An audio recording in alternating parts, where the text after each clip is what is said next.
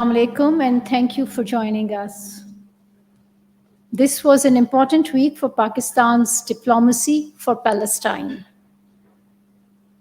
Deputy Prime Minister and Foreign Minister Muhammad Ishaq Dar visited Istanbul, Turkey on 8th of June to attend the extraordinary meeting of the D8 Council of Foreign Ministers held to discuss the situation in Gaza. The Deputy Prime Minister presented Pakistan's stance on the ongoing genocide in Gaza and the urgency of an unconditional ceasefire, lifting of the siege, and unimpeded flow of aid for the Palestinian people. He called for unified international efforts, especially by the D8, to end the war being waged against the people of Gaza and the war crimes being perpetrated by the Israeli occupation forces. On the sidelines, Deputy Prime Minister Dar met with the foreign ministers of Turkey, Malaysia, and the acting foreign minister of Iran. He also called on the foreign minister, along with foreign ministers of D8 countries, President Tayyip Erdogan. Deputy Prime Minister and Foreign Minister Muhammad Ishaq Dar also attended the high-level conference on Gaza held on 10 to 11 June in Amman, Jordan. The conference was jointly organized at the initiative of His Majesty King Abdullah of the Hashemite Kingdom of Jordan, His Excellency President Sisi of Egypt, and His Excellency Antonio Guterres, the Secretary General of the United Nations. In his statement at the conference, the Deputy Prime Minister condemned the illegal acts of the occupation authorities for violating international law, employing starvation as a tool of war, and targeting humanitarian supplies and infrastructure.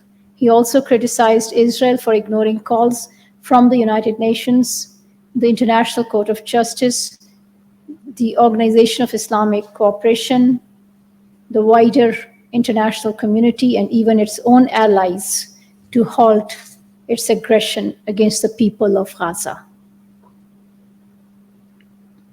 The Deputy Prime Minister and Foreign Minister called for a complete, durable, and unconditional ceasefire in Gaza and end to violence in the West Bank.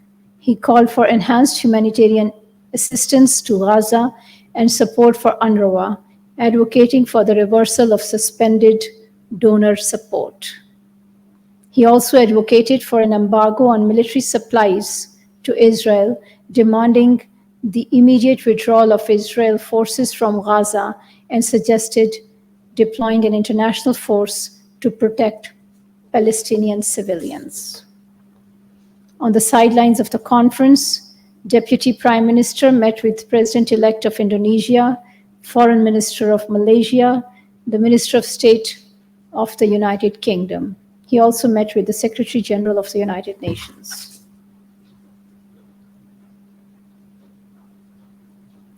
Pakistan welcomes the 12th of June report of the UN Independent International Commission of Inquiry on the occupied Palestinian territory, including East Jerusalem and Israel. The findings of the Commission of Inquiry have confirmed reports of Israeli war crimes of starvation as a method of warfare, murder or willful killing, intentionally directing attacks against civilians, forcible transfer, torture, and inhuman and cruel punishment. Pakistan believes time has come to hold Israel accountable for its grave crimes. We call on global conscience to force Israel towards an immediate and unconditional ceasefire.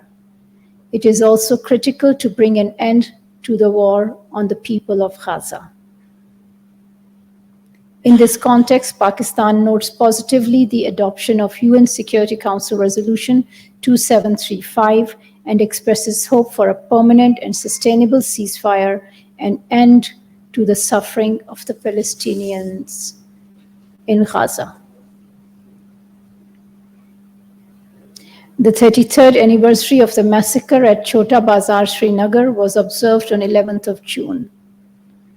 On 11th June 1991, India's Central Reserve Force personnel opened fire at civilians, which resulted in killing of 32 civilians and injury to 22 others.